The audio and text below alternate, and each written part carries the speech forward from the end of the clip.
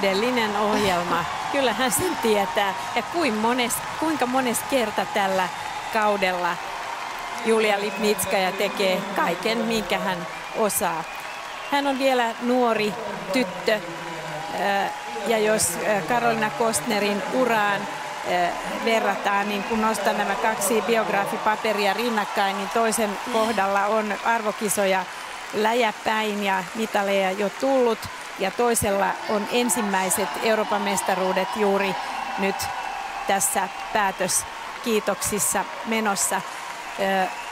Yksi asia, joka nousi mieleeni tässä Lipnitskajan upeassa, komeassa luistelussa, että tuo akrobatia, tuo tekninen osaaminen ei liikuta katsojaa.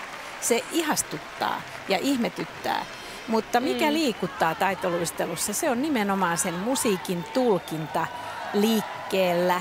Ja sitä ei opita heti, vaan se opitaan vasta vuosien saatossa. Ja se pitäisi voida arvioida ehkä vielä selkeämmin tuossa osa-alueessa ja arvottaa eri tavoin.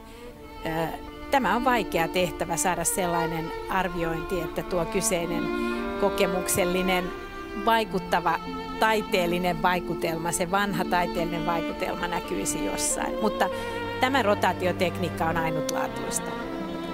Totta, ja kyllähän Julia on aivan erityislahjakkuus tähän lajiin, että löytyy hypyt aivan uskomattomalla varmuudella.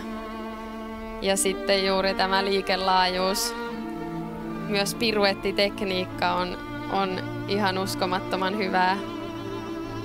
Mutta niin kuin sanoit, niin mielenkiintoista on nähdä, miltä Julia näyttää 5-10 vuoden päästä.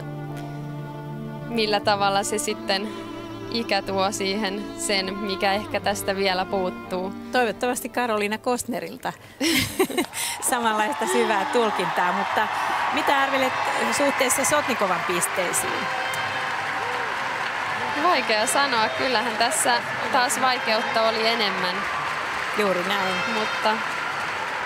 Ja olihan tämä täydellinen onnistuminen. Että ei virhettä. Ja molemmilla muilla sekä Kostnerilla että Sotnikovalla oli pientä haparointia. Kyllä näitä on vaikea arvottaa ritirinnan. En osaa myöskään nähdä. Räjähtäisiköhän pankki Ei kaukana. Joo, räjähtää. Räjähtää.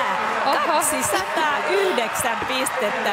Aivan käsittämätöntä, mutta tämä johtuu siitä, että pistelahtu arviointijärjestelmä on sellainen, että vaikeat hypyt tuovat nuo pisteet ja noiden piruettien tasot ja kaikki tuovat pisteet ilman muuta. Ja nuo osa-alueet eivät riitä nostamaan tässä tapauksessa, kun näin paljon osataan. Nyt hän lähtee jo liian aikaisin pois tuosta Kissenkraj kulmauksesta. Huikeat pisteet, Julia Lipnitskaja 209 pistettä.